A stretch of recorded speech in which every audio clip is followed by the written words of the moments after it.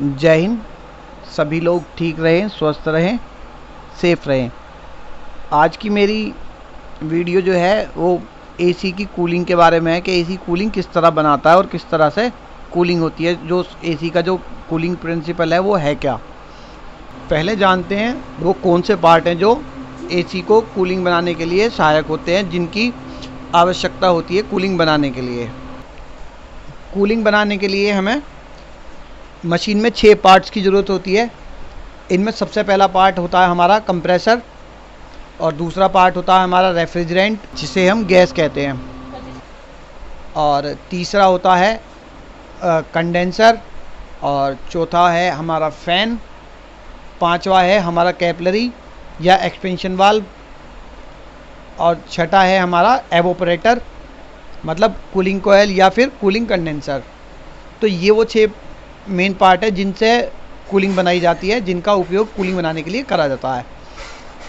अब यहाँ से हम एक चार्ट के ज़रिए देखते हैं कि ये सब पार्ट्स जो हैं किस तरह से काम करते हैं। तो यहाँ ये हमारा वो चार्ट है जिसके ज़रिए हम समझने वाले हैं कूलिंग किस तरह से होती है।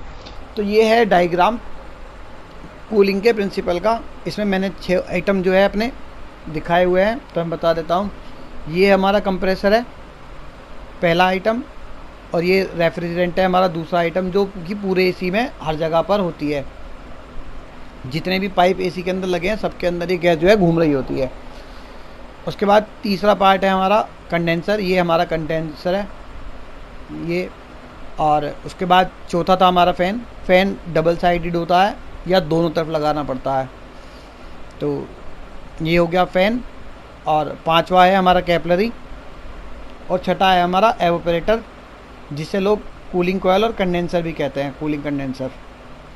तो ये 6 आइटम मिलकर ही जो है हमारा कूलिंग बनाते हैं। अब इनमें सबसे पहला जो वर्क शुरू होता है वो होता है कंप्रेसर से। जब कंप्रेसर हम शुरू करते हैं तो गैस को, जो रेफ्रिजरेंट है हमारा, उसको वो यहाँ कंडेंसर में कंप्रेस्ड कर देता है, जिससे कि गैस कंडेंस्ड हो जाती है और हमारी जो गैस है वो लिक्विड में बदल जाती है। तो ये हुआ कंप्रेसर का काम, गैस को लिक्विड में बदलने में सहायता करना और गैस का साइकिल करना। इसके बाद हमारा काम करता है कंडेंसर। कंडेंसर में गैस कंडेंस होएगी, लिक्विड बनेगी, और उसकी हीट निकालने का काम जो है ये कंडेंसर करेगा। और इसकी हीट निकालने में जो है हमारा फ़ैन जो है ये मदद करेगा। बाहर से एयर खींचेगा यहाँ से और कंडेंसर के बीच से इधर निकाल देगा, जिससे कि क्या है, गैस का जो टेम्परेचर है वो कम हो जाएगा। उसके बाद जब गैस लिक्विड में बदल जाएगी, यहाँ पर हमारे पास गैस होगी लिक्विड फॉर्म में, और उसके बाद ये कैपिलरी से रिलीज़ होगी। यहाँ पर कैपिलरी क्या काम करेगी, जो कंडेंसर में गैस है, हाई प्रेशर्ड गैस जो है, उसको लो प्रेशर में कन्वर्ट करेगी, जिससे कि कूलिंग बनती है। रेफ्रिजरेंट की ये खास बात होती है कि जब वो हाई प्रेशर से लो प्रेशर में कन्वर्ट होता है तो ये कूलिंग जो है वो बना देता है, गैस जो कूलिंग बना देती है। तो कैपिलरी का एक काम ये भी है, जो कंडेंसर में गैस हाई प्रेशर होती है वो कैपिलरी के ही वजह से होती है, क्योंकि कैपिलरी का सुराख बहुत छोटा होता है। कंप्रेसर के ज़रिए जो कंडेंसर में गैस भेजी गई है वो कैपिलरी का साइज छोटे होने की वजह से पूरी तरह रिलीज़ नहीं होती, बहुत कम मात्रा में रिलीज़ होती है, जिससे कि क्या होता है, गैस पीछे कंडेंसर में ही इकट्ठी होती रहती है, जमा होती रहती है, क्योंकि कंप्रेसर गैस ज़्यादा मात्रा में भेजता है और कैपिलरी उसको बहुत कम मात्रा में रिलीज़ करती है, जिससे कि क्या होता है, वो कंडेंसर में कंप्रेस हो जाती है, कंडेंस्ड हो जाती है, मतलब हाई प्रेशर्ड हो जाती है। और इसको करने में जो है ये कैपिलरी ही मदद करती है, इसी वजह से वो लिक्विड में बदल जाती है। तो कैपिलरी का ये काम भी, जो कंप्रेसर का ये काम है लिक्विड बनाने वाला गैस को, ये कैपिलरी इसमें मदद करती है इस काम में। इसके बाद हमारा रेफ्रिजरेंट जो लिक्विड फॉर्म में है वो कैपिलरी से रिलीज़ होके फाइनली एवोपरेटर में पहुंचेगा, और जब वो एवोपरेटर में पहुंचेगा तो वो बहुत चिल्ड हो चुका होगा, जिससे क्या है, एवोपरेटर जो है हमारा वो बिल्कुल ठंडा हो जाएगा। जब गैस हमारी इसमें आ जाएगी और ये एवोपरेटर हमारा जो है ठंडा हो जाएगा, फिर हमारा फैन जो है यहाँ से वर्क शुरू करेगा। यहाँ से ये गर्म हवा को लेगा अंदर यहाँ और इस तरफ से डिस्चार्ज कर देगा उसको ठंडी करके। जो हवा की गर्मी है वो हमारे गैस में आ जाएगी, जिससे क्या होगा, जो हमारी गैस है वो लिक्विड की फॉर्म की बजाय अब वेपर में बदल जाएगी, मतलब भाप बन जाएगी, गैस बन जाएगी। अब वो लिक्विड नहीं रहेगी, जिससे कि क्या है, गैस का जो टेम्परेचर है वो बढ़ जाएगा, गैस गर्म हो जाएगी। लेकिन मैं बता दूं, गैस इतनी गर्म नहीं होगी जितना हम सोच रहे हैं, पर लेकिन उसका टेम्परेचर जो है वो चेंज हो जाएगा। रहेगी तो वो ठंडी ही, बट लेकिन उसे हीटेड फॉर्म मान लेते हैं गैस की, क्योंकि उसमें क्या होता है, वो वेपर में बदल चुकी होती है, इसलिए उसको गर्म मान लेते हैं। क्योंकि ये जो गैस है काफ़ी माइनस, मतलब बहुत ठंडे मौसम में भी जो है ये वेपर का रूप ले लेती है, इसलिए उसको गर्म गैस मान लेते हैं। वही गैस जो वेपर फॉर्म है यहाँ से होते हुए हमारे वापस कंप्रेसर में आ जाएगी। कंप्रेसर उसको सक कर लेगा और वापस से डिस्चार्ज कर देगा कंडेंसर के लिए। तो ये इसी तरह से ये साइकिल होता रहता है और जो है हमारी जो है वो कूलिंग बनती रहती है। तो ये वो पार्ट हैं जो कूलिंग बनाने में हमारी मदद करते हैं। बाकी जो इक्विपमेंट एसी में लगे होते हैं वो इन सब चीज़ों को कंट्रोल करने के लिए लगे होते हैं, जैसे रूम का टेम्परेचर मैनेज करना, मोटर की स्पीड मैनेज करना। तो आप समझ ही चुके हैं, मेनली पीसीबी का काम तो केवल यूनिट को कंट्रोल करने का है।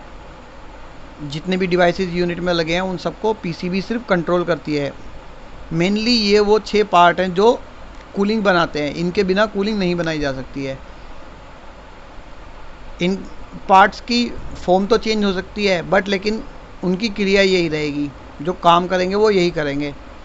जैसे कैपिलरी की बजाय एक्सपेंशन वाल्व भी लगा लेते हैं, उसमें भी कूलिंग बन जाती है। एक्सपेंशन वाल्व में क्या होता है कि बस उसका साइज़ घटता बढ़ता रहता है ज़रूरत के अनुसार। कैपिलरी का एक जैसा साइज़ रहता है, वो घटता बढ़ता नहीं है। तो इस सब में मेनली जो क्रिया हमारी हुई है, जिस पे वर्क हुआ है, वो है हमारी गैस। तो एक बार फाइनली मैं बता देता हूँ, इसमें गैस पे ही जो है सारा प्रोसेस हमारा हुआ है। कंप्रेसर ने गैस को कंप्रेस करा, मतलब जो है वो हमारा गैस को कंप्रेस्ड होने से है, जिससे कि वो लिक्विड में बदल सके। ठीक। दूसरा, कैपिलरी ने करा हाई प्रेशर से लो प्रेशर में, ये भी गैस पे हुआ प्रोसेस। तो गैस जब हाई प्रेशर से लो प्रेशर में होएगी, कूलिंग बनाएगी, ये भी सारा प्रोसेस जो है वो गैस का है। इसके बाद जो गैस है हमारी, वो पूरे एवोपरेटर को ठंडा कर देगी और एवोपरेटर के अंदर से निकलने वाली एयर के थ्रू जो है वो गर्म होके वेपर बन जाएगी। और जो गैस फॉर्म में वो आने के बाद, वेपर बनने के बाद, दोबारा से कंप्रेसर में जाएगी और कंप्रेसर में जाने के बाद वो वापस से कंप्रेसर उसको कंडेंसर में भेज देगा और वहाँ पर वो कंप्रेस्ड होगी। तो इस सब में जो चल रहा है ना प्रोसेस, वो सिर्फ गैस का हो रहा है। गैस पीछे जा रही है, कंप्रेस्ड हो रही है, लिक्विड बन रही है, फिर लो प्रेशर होके कंडेंसर में जा रही है, वहाँ पे वो वेपर बन रही है।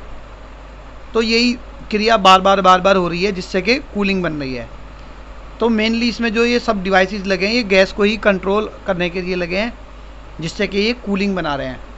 अब मेरी बात समझ गए, ये सब जो फंडा इतना सारा जो चल रहा है, ये 6-7 आइटम का जो भी है, ये सब गैस को प्रोसेस करने के लिए है, मतलब गैस को कंट्रोल करने के लिए। कहीं गैस को गर्म, कहीं ठंडा, तो कहीं गर्म से ठंडा, कहीं ठंडे से गर्म।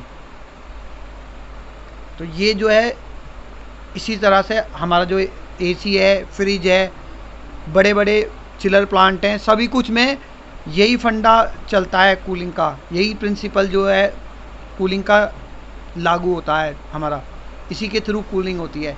बस फॉर्म बदलती रहती हैं डिवाइसेस की।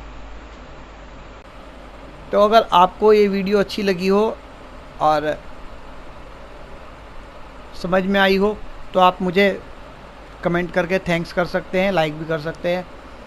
अगर कोई कमी रह गई है, आपको समझने में कुछ दिक्कत हुई है, तो आप दोबारा से नीचे कमेंट कर दीजिए, मैं इसको और अच्छे से बनाने की कोशिश करता हूँ, या आपका जो सवाल है जो आपको समझ नहीं आया वो आप नीचे ज़रूर मुझे कमेंट करके बताएं कि क्या गलती हुई है, जिससे कि मैं अगली वीडियो में वो सुधार के आपको दोबारा बता सकूं। तो ये कूलिंग का प्रिंसिपल है। अगर तो ये विंडो एसी का डायग्राम है। अगली वीडियो में बताने वाला हूँ कि रूम की हीट किस तरह से कम हो जाती है और कैसे कमरे ठंडे हो जाते हैं, रूम किस तरह से ठंडे हो जाते हैं। तो आप चैनल को लाइक और सब्सक्राइब कर लीजिए, जिससे आप वो वीडियो देख सकें अगर आप इच्छुक हैं देखने के। तो आपका वीडियो देखने के लिए बहुत बहुत धन्यवाद। मैं आशा करूँगा कि आप दोबारा मेरे चैनल से जुड़ें और एसी से रिलेटेड अपने सवाल पूछें और उनके जवाब पाएँ।